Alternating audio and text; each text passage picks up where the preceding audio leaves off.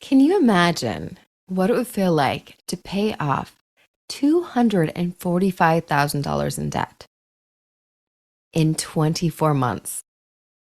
That isn't a story I made up. It is a story of today's guest. She and her husband even managed to cash flow necessary expenses during that time, like a new roof and a round of IVF. I'm sure you aren't surprised that this experience was part of what led her to becoming a financial coach. Money can be a very personal and private topic, and it is often associated with shame and guilt, especially when there is tension between societal expectations of wealth and financial reality. It can be especially challenging for couples who may struggle to overcome some of that shame and their own beliefs and narratives to even be able to honestly talk with each other about money. Our beliefs and stories around money impact each of us every single day.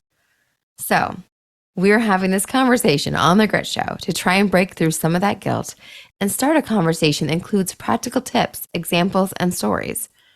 Stories such as one about a single mom who is a school teacher and paid off $74,000 in debt. All of this is to hopefully make it easier for you to look at where you are in your relationship with money, and more importantly, where you want to be. We'll even talk a little bit about how to get there. Thanks for being here. Welcome to The Grit Show, Growth on Purpose. I'm your host, Shauna Rodriguez, and I'm happy to be here with you as your guide for all of us growing together as seekers and thrivers. Amy Green is a financial coach and speaker. She guides her clients to financial possibilities they never knew were within their reach. Her clients get to learn sound money management skills, behaviors, habits, and mindsets that lead them to their life that they desire. She's passionate about helping active families live without the stress, fear, and worry of money issues so they can live a life they love and leave a legacy for future generations.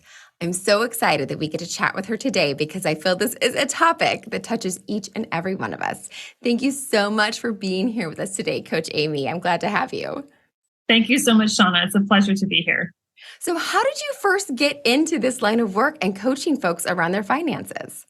Number one is my husband and I started getting out of debt in 2015. So we found the Dave Ramsey plan, which really gave us, step-by-step directions on how to clean up our financial mess, if you will.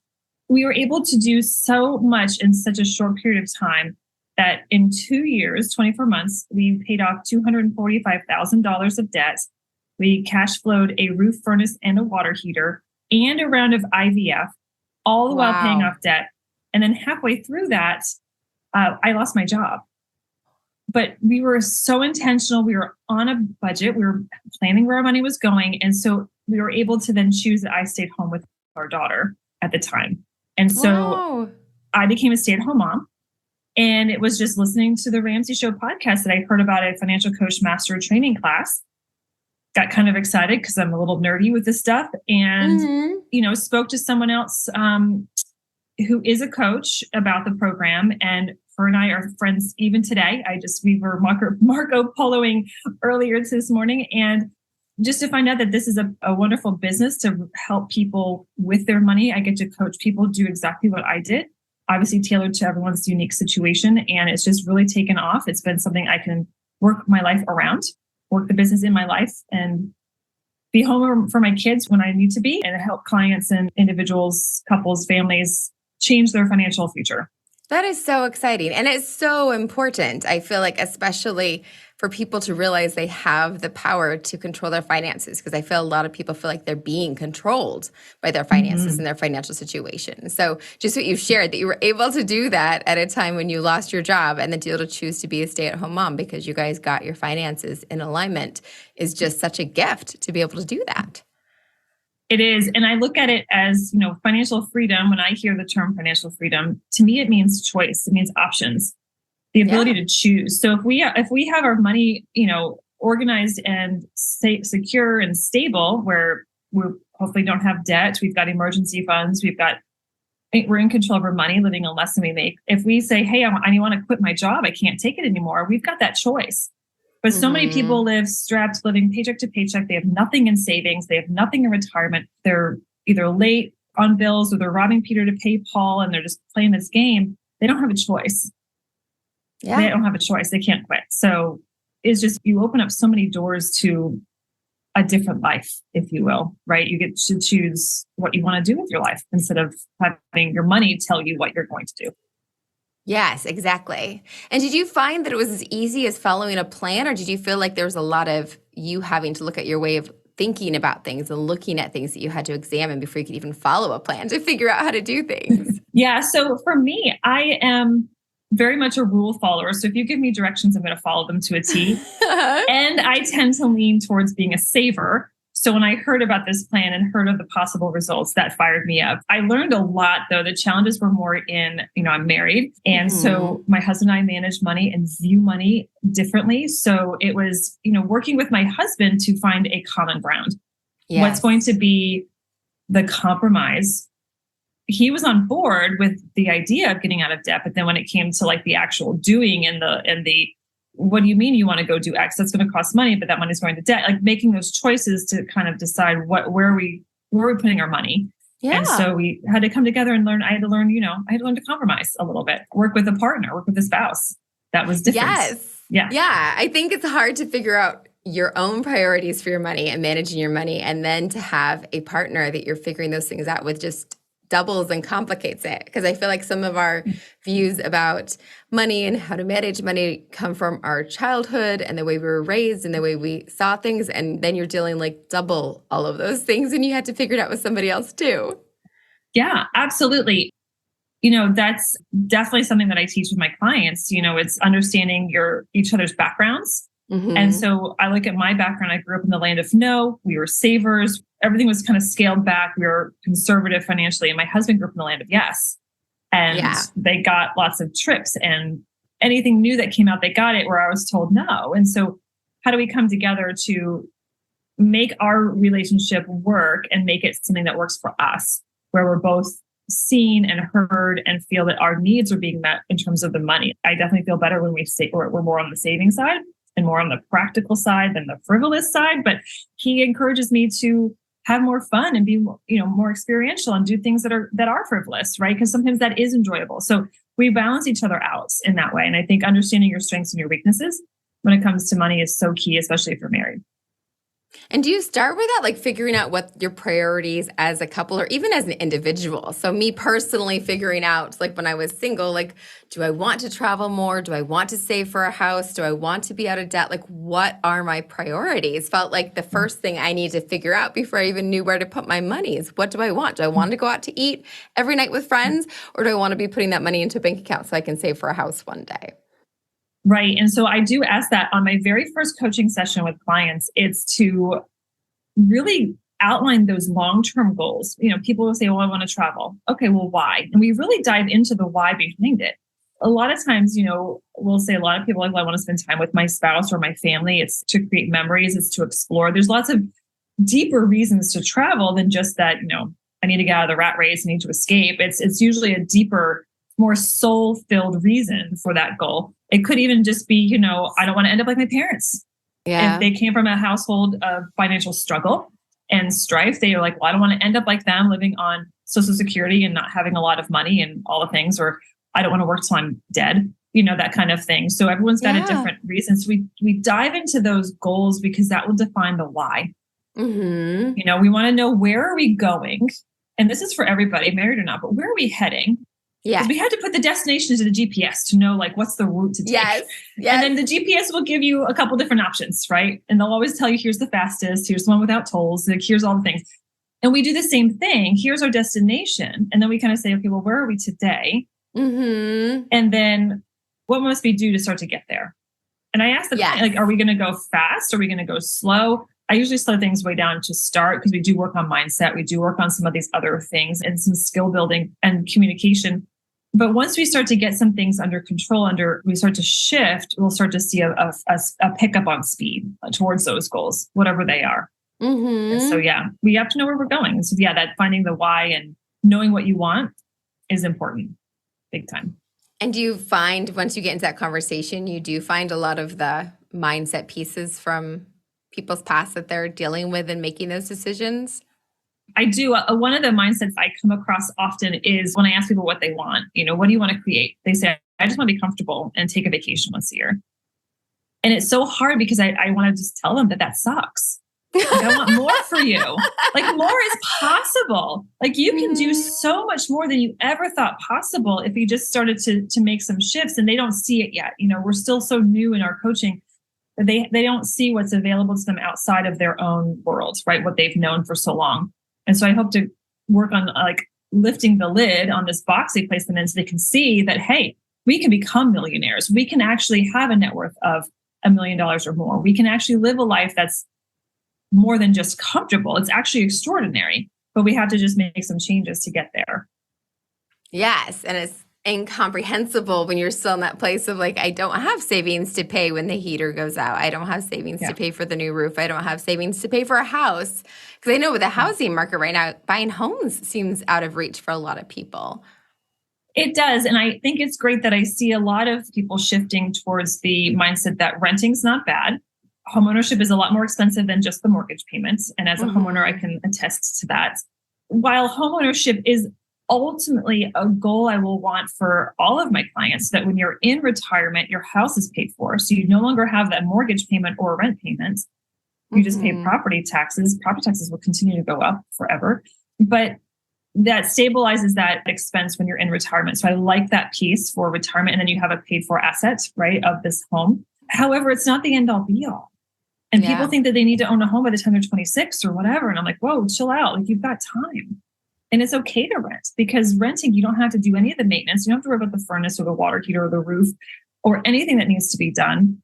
And it's the rent payment is the most you'll ever pay. And you're paying for a place to live. So it's not like money thrown out the window because you have a roof over your head. Yeah. If you want something free, go live in a tent. That's your choice. Well, you have to buy the tent and then you have to figure out where you're going to pitch it. Right. So good luck pitching it somewhere free. So you have to pay for a place to live regardless. Yes. Homeownership ultimately at the end of the day is a good idea, but it's not something that needs to happen like in a certain time frame. And I think we've been sold this belief that you need to have a house that's bigger than your parents and sooner than your parents and all the things. And it's hard. It's a really tough thing. And then the market right now, I live in New Jersey, so housing is ridiculous. And so I get it. I absolutely get it. Yes, but there's steps to get there. So you need to focus on one step at a time and not give up because everything feels like it's so far away. Right, exactly. And we're so anxious to get to this end destination that we forget kind of where we are and what can happen in the middle, right? And so we have to focus on the day to day and know that, okay, if that's my long-term goal, let's do it right. Number one, I bought my first condo all wrong, right? Like 5% down. I had 2 mortgages. So I would never do that again. But it's having that delayed gratification to say, I'm going to work hard and save up the 20% down payment, which sounds like crazy pants when houses are 500,000 plus, so that's $100,000. And everyone thinks, well, how am I ever going to do that? It's slow and steady. Slow and steady wins the race. And if you're intentional and you start young enough, it won't take as long. But we have to get to this place where we are living below our means and being super intentional so that we can get there.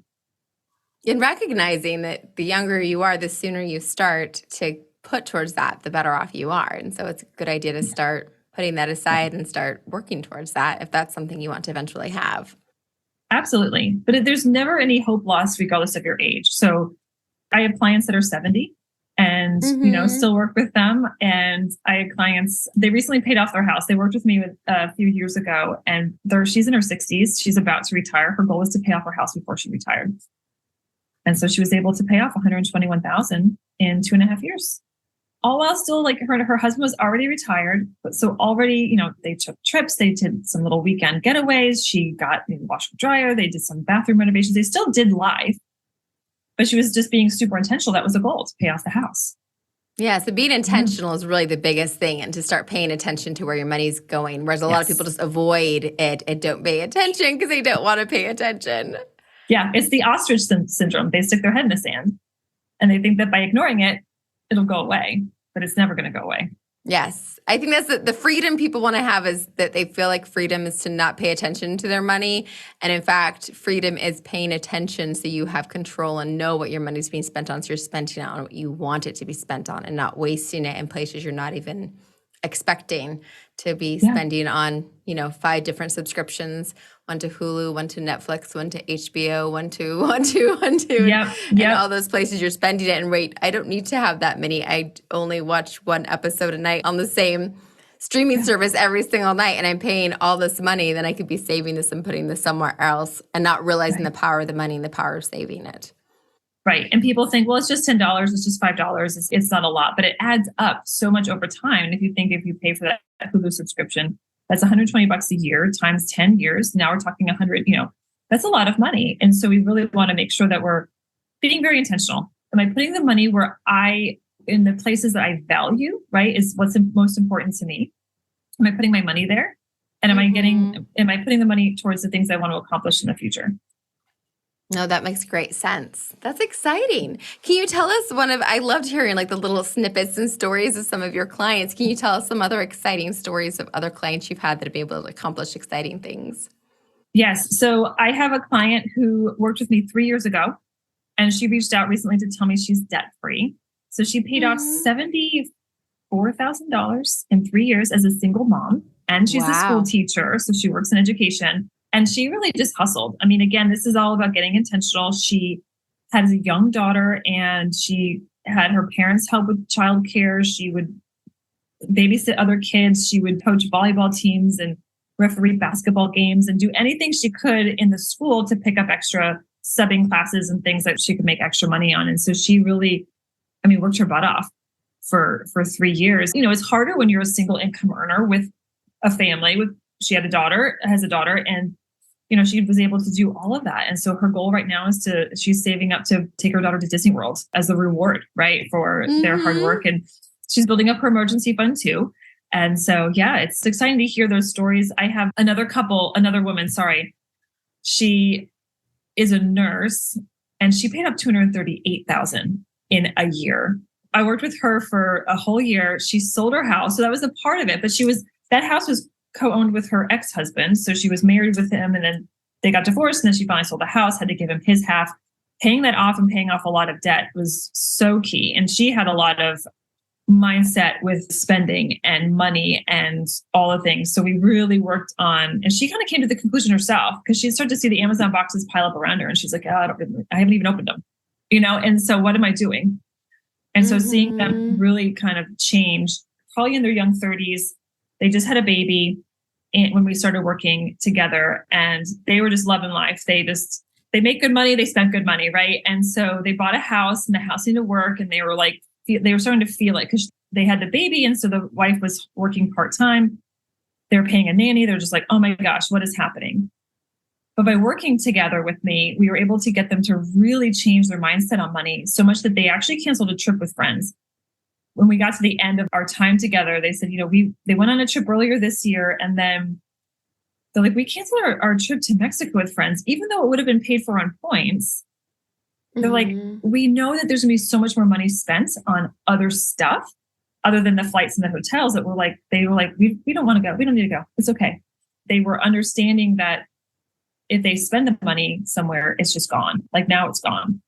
And so they had other goals and dreams, and they were so excited because she was able to stay home for a full year with her daughter working part-time. That felt good to them. That's what they wanted to create. And it wasn't stressful. They got to be in control of their money. And they started to have potlucks over instead of going out for sushi every time with their friends. They were like, hey, come over, let's make pizzas. Let's have a potluck. You bring some stuff, we'll have some stuff. And that was so great. They started to just shift how they interacted with their friends. Everyone had a great time. They said everything was fantastic. Making pizzas at home, the DIY pizza thing was a hit. And so they've just shifted how they interacted with money. They're like, going to Starbucks now is a treat.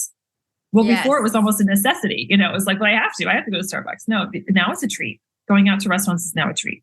Yes. Actually, my partner and I were just talking about, we don't do the Uber Eats or any of those delivery services. We do a lot of cooking at home, and we do the box deliveries of meals to make at home because we found that was worth it for us. And we've looked at how much we spend on our grocery bills when we do or don't do that. And we actually save, because when we go grocery shopping, we get food that goes bad and et cetera. So for us, it makes sense for us to get the food service. So we get Every Plate is the one that we found is the most economical and works best for us, and has the best amount of vegetables and everything for the cost. So we get Every Plate is the one we prefer to use. So That's what we found works well for us. But we were talking about how many people we know because we went out to a nice dinner the other night and there's like no one in the restaurant. And I was sitting there going, oh, I wonder if the restaurant's doing okay. And he's like, Shauna, everyone's ordering the food as takeout. They're getting delivery from Uber Eats and I don't know all the names of all the services because I don't use any of them, and Grubhub and all those other ones. They're all getting delivery. And I'm like, that is such a waste of money. I can't believe people do that. And he's like, that's what everyone does. And I'm like, I'm so glad I've never tried it because I think I would just go there. And my mind would just go, oh, let's just order in. Let's just order in. And that's just a mindset that I don't have, that that's something I do. But I could see how fast when you're spending an extra $10, it's already so expensive to eat out, right? And you're spending the extra $10 or whatever on getting delivery. And I see on my credit cards all the time, they say, oh, you get a free year of this, or you get a free XYZ of using those services, how easy it would be to get hooked on that extra convenience and how much you spend on that convenience. And we were talking about where we live somewhere we can walk to 3 very nice restaurants, and there's like more that are, further away that are a 10-minute walk. There's probably another 7 restaurants, right, from where we're at. And we have a tenant that orders out a lot. And we were talking about like how funny that is that like even if we didn't have a car, like we would just walk to these places instead of pay for that because they're all so close. It's kind of crazy to spend all that money on ordering out. But once you get used to those conveniences, that's just part of something you've integrated. Just like we are guilty of having multiple subscriptions because we do have the Apple TV and the Hulu and the HBO Max and the Amazon Prime. Like we have all of that, and the Disney and the ESPN. We have all of those. We should definitely do an audit and get rid of those. We did that once and then got them back because another show, The Mandalorian, came back on Disney Plus, and so we got it again. But so we do that audit and then get them back. So we're guilty of that one. But it's funny how those things creep in and how much money you spend on them.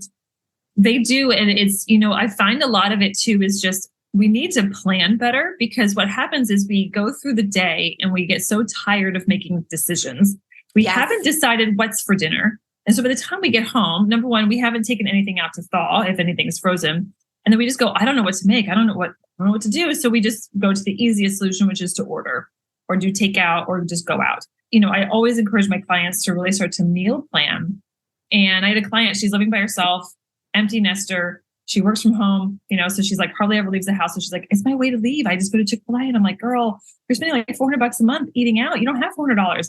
And she started to meal prep on Sunday. And I would be like, send me a picture of your meal prep of what you're doing. Mm-hmm. And so she did, because she would approve to me. And so she started to eat salads and eat healthier. And she was saving so much money.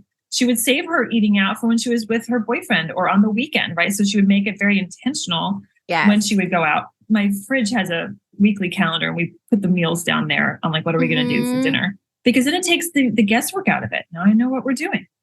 Yeah. And if I want to, I can swap the two. Like if I want to swap Thursdays with Wednesdays and just be like, oh, I'm going to make that tonight and that tomorrow. We can make that choice. But at least I don't have to think through the beginning of like, oh, what to make, right? That just becomes exhausting and people give up. Yes, exactly. And it makes such a difference. And it's funny. And it's harder when you have a family and when you even have a partner. Because I know that when I lived alone, I actually did meal planning so much easier. And part of it was that I had in my freezer, I had the salmon steaks that I liked and I had the chicken that I liked, that it was really easy for me to just pull out of the freezer.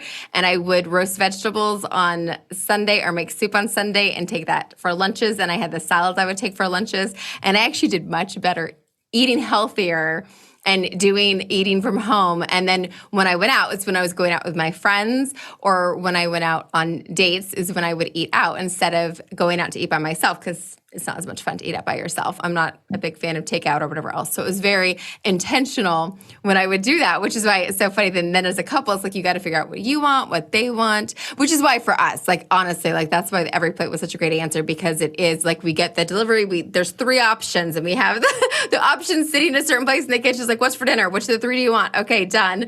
And then the food's there and all the ingredients are there, and you just make dinner. And so it's affordable option for us to do. That's much cheaper than doing that. And like I said, we save on our grocery bills because I don't buy all the things that I end up throwing away, because I have the best intention to make kale chips and the best intentions to make all these things. And then I end up throwing away the kale. I'm that person. Yeah. And it depends, like you said, how many people are in your house, because, with these box services, they're so easy.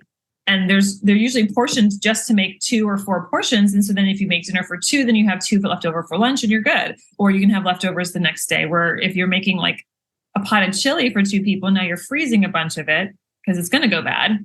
Or, and I've frozen stuff before and then I forget about it. And it's like a year later, I'm like, what is this? Oh yeah, this is a little old.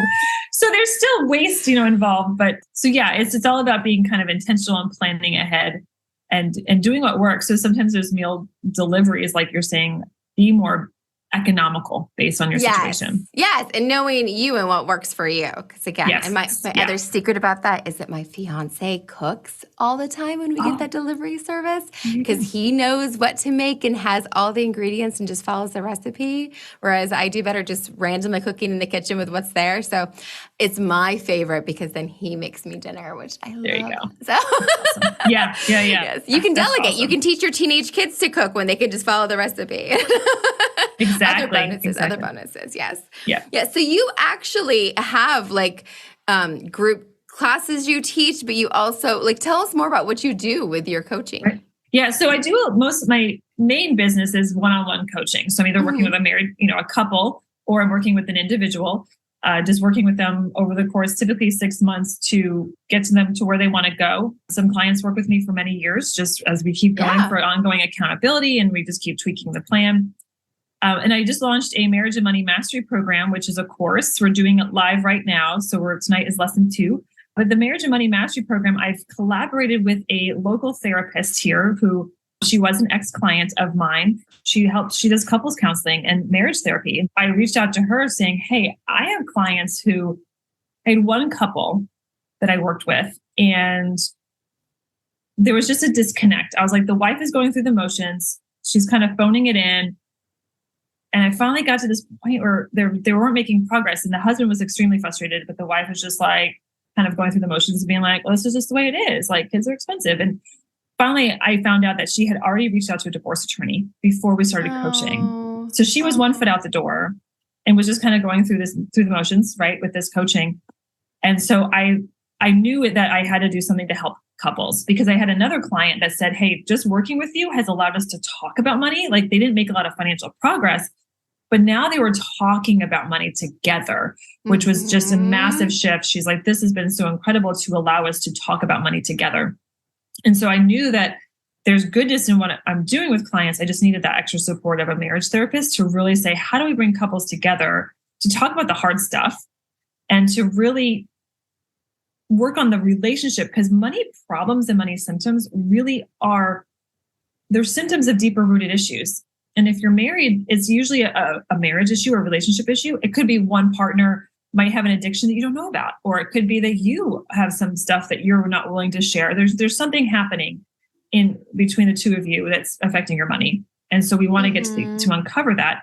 So once we can uncover that, we can start to really then make headway on the money piece. So we collaborated to create this program where we talk about the marriage, we talk about the relationship, we talk about the money piece, and we're guiding our clients to really make changes in their life, right? In terms of like how they connect, and there's exercises that we give them and tools and resources to help them have these discussions and talk about some stuff, but also get to understand themselves too. When we talk about the what do you want, like that was our first lesson, was this whole like create your dream marriage, but then what do you want money wise? And to really dive into that. And we can kind of go deep with some of that and say, well, what does life look like in 5 or 10 years? Describe a day in the life of you. If you have everything that you want, what does it look like? Right? Yeah. And so we do some really cool exercises like that with the group. So yeah, this is our first round of really doing this class, and we're looking to make it an online program as well. And so, yeah. That is so exciting. I really think, folks should definitely, we'll make sure we have your Instagram, obviously, and your and stuff in there so people can keep an eye on when you're going to launch that again. I think that's so valuable. Relationships are complicated as money, as everyone knows. It's one of the top challenges you have in relationships. Why do you think that money is a root of challenges for couples? I think it's very personal. So money is extremely private. We're a society that we don't really talk about money. I know I grew up in a household that never talked about money. It was, we don't share that. We don't do this. Nobody needs to know how much we make. And I didn't know how much my parents made forever. There's also a lot of shame. I think that we live in a society that no one teaches us how to manage money. Our parents were probably bad examples of managing money. Then society is telling us that we should have it. We should have lots of it, and we should be able to spend it however we want, right? So there's this tension between what society says we should have. You should buy a house when you're 24, and you should be driving fancy cars and going on lavish vacations. that's what we should be doing.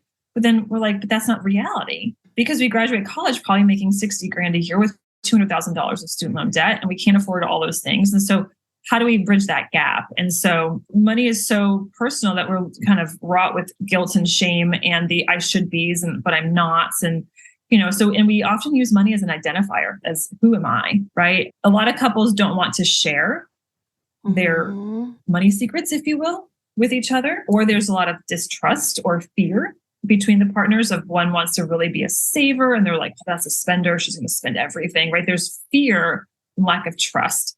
And so how do we bridge those gaps with money when it comes to, being able to fully commit to our partner and to trust them and to work together? Yes. I think often we say, I'll just do it myself, but is that really the best answer? Yeah. No, that's so important. I feel like, the shame, I think, hits the nail on the head really well. And this piece around our worth and our value somehow being attached to that. I love my mother. My mother has since passed, but I remember when I was in graduate school and her being like, oh, you deserve, go buy this because you deserve it. Go buy this because you deserve this. And for her, there's this deserving fact when it came for me to be able to buy nice things for myself. And there's this piece that I still think sometimes like, yes, I do deserve this, but that's actually not how it works. Like whether I have like, yes, I do deserve the trips, and I've taken amazing trips and done amazing things, and I own beautiful things, and I'm very grateful for everything that I have. But it's one of those type of things that not necessarily an equation. Just because, yes, I deserve all those things doesn't mean I necessarily have the income to buy them. And with my piece, because I went to graduate school at Boston University and accomplished really great things, but social work. My degree was in social work. So when I finished with a master's degree from Boston University, and it was some time ago, but my first job out of graduate school, I think I was 30,000 a year. And my big rate, I was up to 36,000 after a year, after a year, which was amazing that I made that much of a raise. But that's how much I made after going to graduate school at Boston University. That was not cheap. Like my tuition was probably more than that with everything included. But that was one of those things that, that's all that I made when I got done. So yes, I accomplished great things and I deserved lots of great things. My salary did not commiserate with what I deserved. Yeah. As much as my mother thought I deserved all the beautiful things. And I think that's so true. I think there's a point there that we deserve nice things. We deserve all the gifts that we can ever imagine for ourselves. However, when it comes to money, we have to earn it. We have to either save it and delay the gratification to be able to pay for it. So we have to make sure that we're making financial choices that are wise, but it's also knowing the opportunity cost of spending money on a night out with friends or dinner or clothes or spa services or whatever it is, new iPhone, versus do I save that money and put it towards a house down payment, towards my retirement, just to an investment, towards I want to, take a training class at some point, get a graduate degree, whatever those other things are. We have to do this opportunity cost of what's the return on that investment. Now, I'm not saying we're not meant to spend money. We're supposed to enjoy money, absolutely. But we have to get to this place that it makes sense in our budgets, right? And so that we're taking care of ourselves because we're adults. We have to adults and we have to plan ahead. And, I see so many older couples have absolutely nothing in retirement. And it's just heart-wrenching when you're understanding that they're going to live on like $2,000 a month. How, and still pay, whether it's a mortgage or rent or whatever they have to do in food.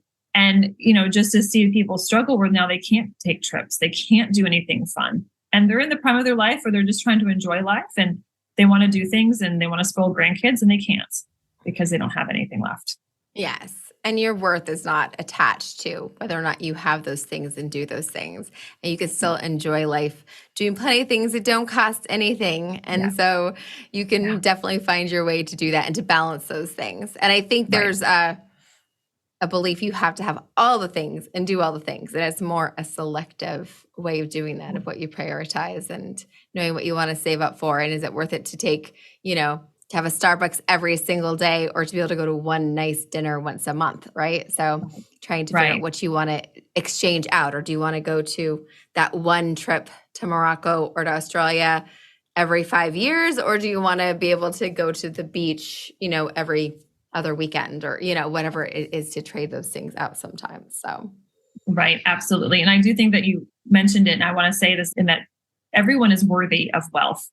Yes. Like you think you deserve the nice things, you deserve to get a massage, all the things. Yes. But if you can't afford them, that's fine. But you're worthy also of building wealth. And there's discipline in that. And discipline is such a beautiful thing because you're proving your identity that you are worthy of wealth by being disciplined with your money, by being disciplined to save, by being disciplined with, and intentional with, I'm going to meal plan. I'm going to only go out once a week, a nice meal once a week versus every day. It's that discipline to create this life that you want to create. And then over time, that discipline becomes habit, like brushing your teeth. And so it's this initial shift, maybe, or downscale of lifestyle if you're living a little in excess of your income. But once you start to get used to that, there's a shift that happens and you start to realize that, yes, like you can have wealth.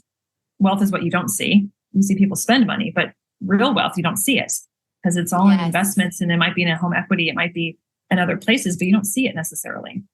Yes. And that instead of having the 10 Amazon boxes you don't have the time to open, you get the one thing that you actually enjoy and savor. My word of the year is savor. So you get the thing that you savor and that you actually enjoy, and you take the trip that you actually, instead of like, oh, we do this all the time, it means nothing, like the Starbucks every day, that you actually savor the thing and build the things that will last and be impactful and mean something to you. So that's great. Yes. That's a great point.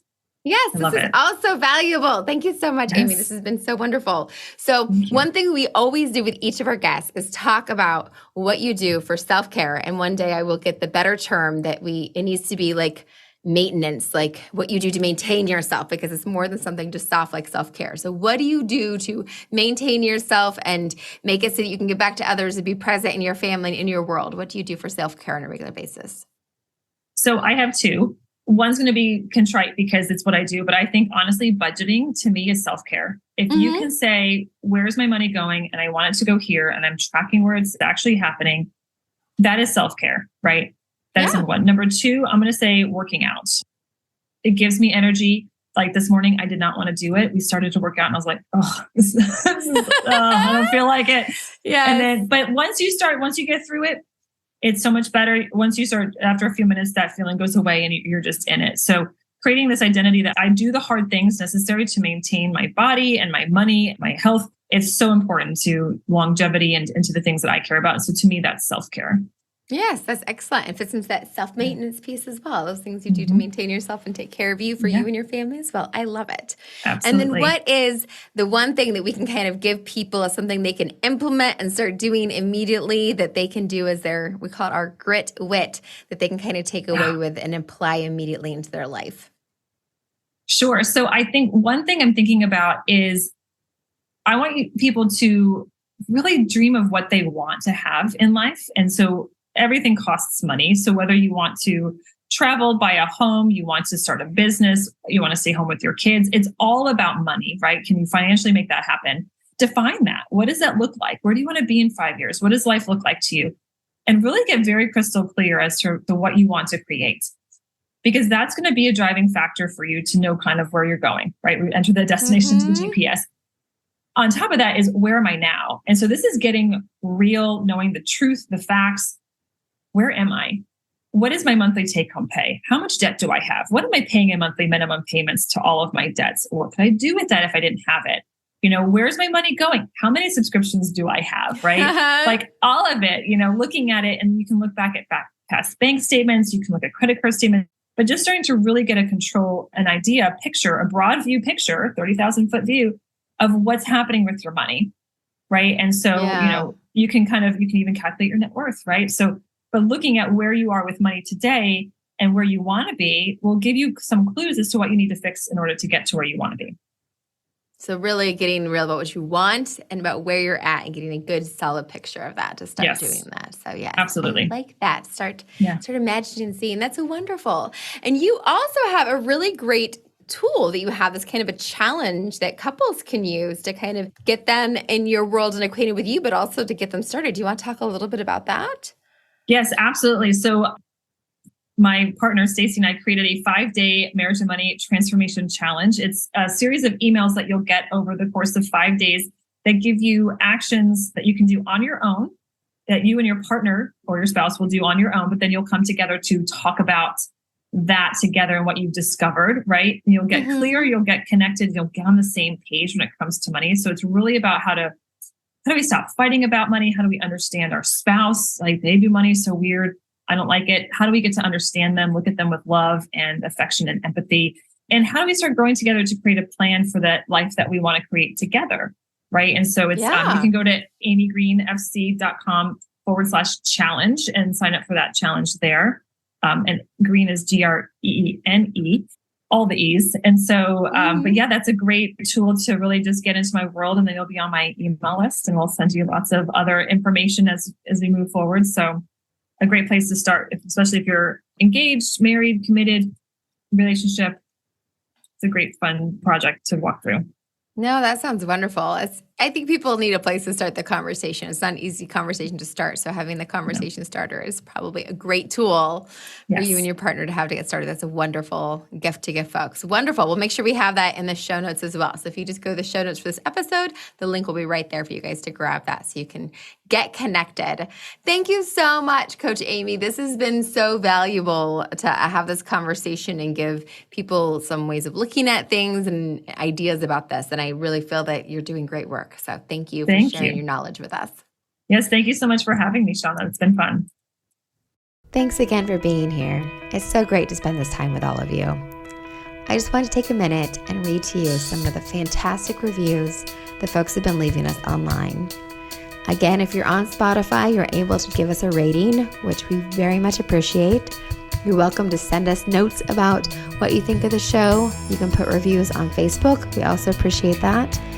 Or if you go on to Apple Podcasts, they have a place for you to leave reviews there. And I'm going to read you a couple of those, but I really appreciate them. We have one that says, I'm in love with this show. It's funny, witty, encouraging, and educational. Thank you for that. We have another that says, thank you for sharing your gift. The discussion in love languages is really fun. We use this in our family, even with our 8-year-old son. That's incredible. That applies so much for kids, and I'm glad it's being used in your family. Another one of them, truly fantastic podcast that is sure to gain a ton of momentum. Every episode is engaging, gritty, and full of purposeful guests. That is awesome. Another says, so glad I found this show. Super helpful topics. Thank you so much for taking the time to leave your words. We appreciate it. We love hearing from you, and we appreciate the support. A lot of love and effort goes into this, and it's nice to get feedback that you guys are enjoying it. So take a moment, send us a DM or put a post up for us on one of those outlets. We love to hear from you. I hope your week continues to go wonderful. And in case no one's told you lately, you're the only one of you that this world has got. And that means something.